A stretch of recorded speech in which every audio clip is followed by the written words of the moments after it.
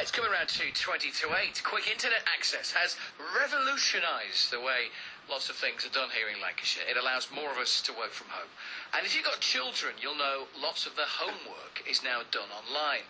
But if you live in parts of Lancashire's countryside, you might not be so lucky. A campaign's been launched to highlight the problem and to lobby the government to make things better.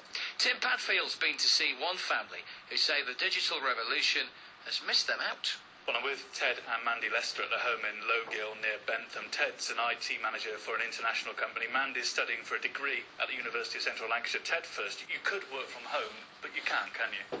No, I can't. We don't have broadband.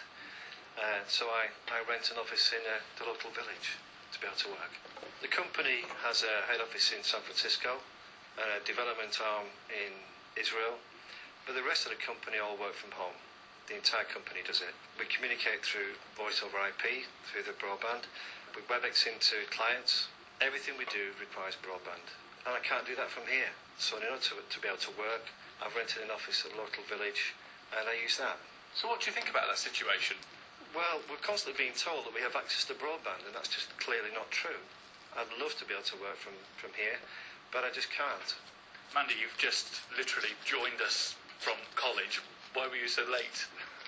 I need broadband to enable me to access my files on the UCLAN website, but I can't get through from work because we have secure connections, so I've had to download a program onto my stick to bring it home to be able to complete my homework.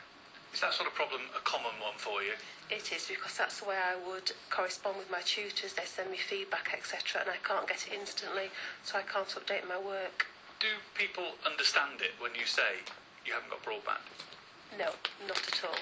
And Ted, what about you? Because with your colleagues, I guess they're staggered, aren't they? Well, they are really, because we look at the way the IT industry is moving towards cloud and generally having centralised servers. And I turn around to people and say, I'm sorry, I don't have access to broadband, so I have to keep things locally. And no, you go to America, everybody has really good facilities. In fact, you step outside this country and everybody's got really good facilities. We went on holiday to Egypt last year and we have broadband on the beach. Now, if we can have it in countries like Egypt, why can't we have it here? And it affects the whole family, doesn't it? It does. The children can't do their homework. School expect them to be able to revise for their GCSEs and their A-levels. School provide revision material on the internet, and when you attend parents' evening, they expect that you can access the information. So what needs doing? I think we need a centralised approach to the infrastructure. This to me is like electric, it's like water. I mean, we live in a place up in Lowgill. When we moved in, there's no electric. We've provided it for ourselves. We have a generator and a wind turbine. We have spring water. We're not frightened of taking something on. We have the will to be able to do it. And I think somebody from government should take this on and provide this for us. It's a service that everybody has a right to. Some might say, why not move to a more urban area where you've got broadband? Well, I would say, well, why should I? I brought my family to live up here because of the way of life that we enjoy. And we do love it here. But the facilities that we don't enjoy here, lots of other people do. And it should be the same for everybody. The government tell us that we're the same as everybody. Then why aren't they providing it? And I look at my children and I'm thinking they're going to university in a year's time. And will they want to come back? The children are the lifeblood of the community. And we want them to come back and to enrich this community.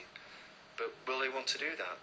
Will they want to move away from the facilities that they've got to come back into this? That's Ted and Mandy Lester from Lowgill near Ray talking about life without broadband. We take it for granted, don't we?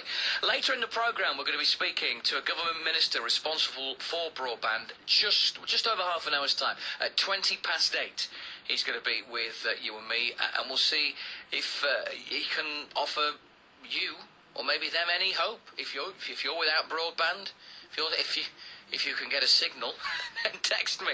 07786 201 955. My house is like that. My mobile phone, you can only use it if you stick right to the front of my window in my front room. It's an absolute nightmare. But get in touch, 07786 201 955. Jim Bowen.